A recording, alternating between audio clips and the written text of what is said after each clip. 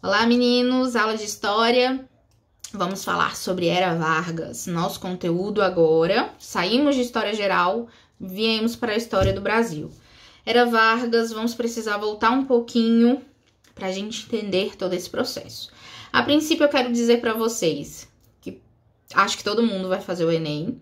Precisamos entender que ele é o conteúdo mais cobrado. Dê uma olhada nos índices de quantas questões tem na história do Enem. Esse conteúdo, sem sombra de dúvidas, é o que tem mais questões dentro da prova, tá? Então, vamos lá. Olha só.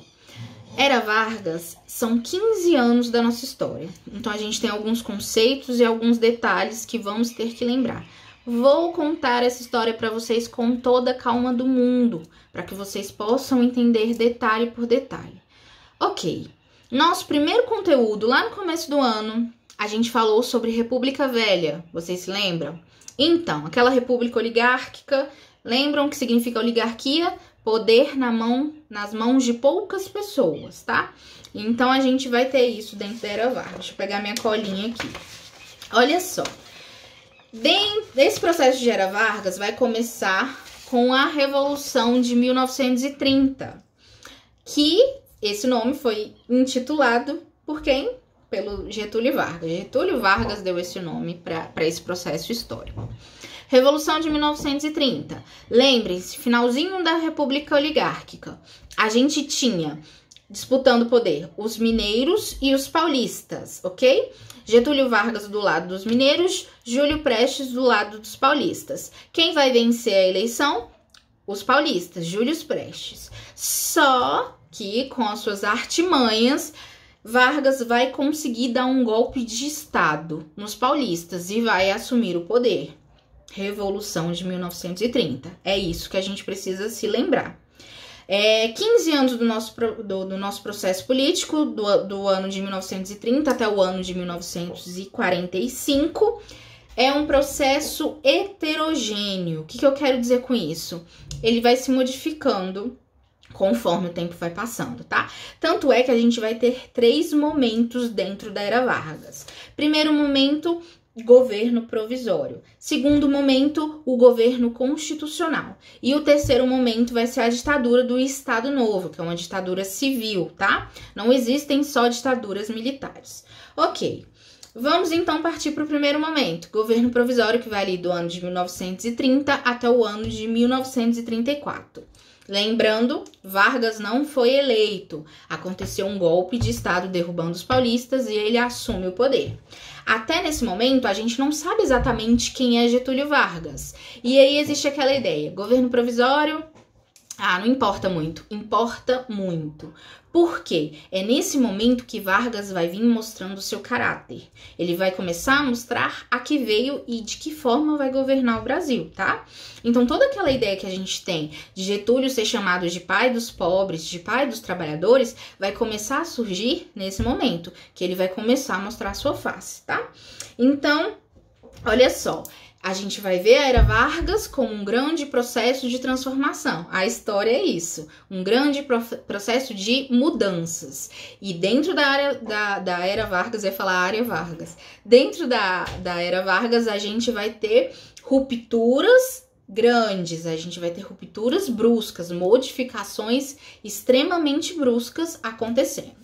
Ok, uma das primeiras ações de Vargas dentro do governo provisório vai ser a instituição de 2 ministérios, de 2 pastas para tratar de assuntos que Vargas julgava importante. O primeiro ministério vai ser o Ministério da Indústria, Trabalho e Comércio, é um ministério 3 em 1. Observem as áreas que Vargas quer priorizar: indústria, trabalho e comércio.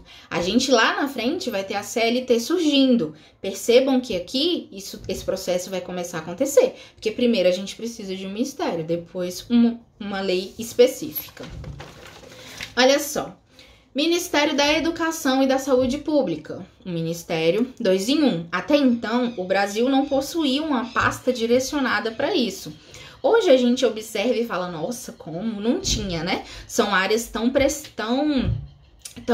que precisam tanto, né, de um direcionamento e até aquele momento não existia isso.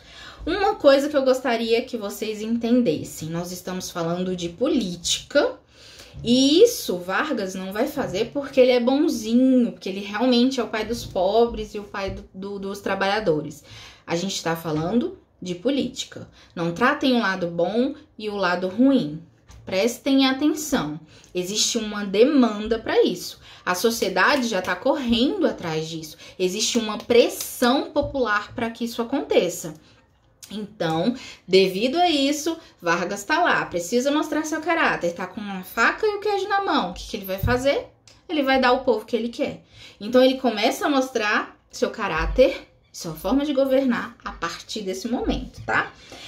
Outra coisa, quando Vargas lá atrás fez sua campanha política, né, na República Oligárquica ainda, ele vai ser muito contra aquela ideia dos regional, né, que acontecia dentro da oligarquia. Então, ele era contra esse governo regional. E ele vai, dentro do seu governo provisório, tentar acabar com isso.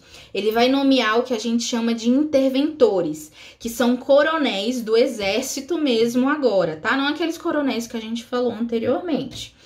Então, ele vai nomear esses interventores para tentar dar um jeito nos estados. Eles vão ser uma espécie de governadores ali dentro dos estados, tentando acabar com esse governo regionalista, ok?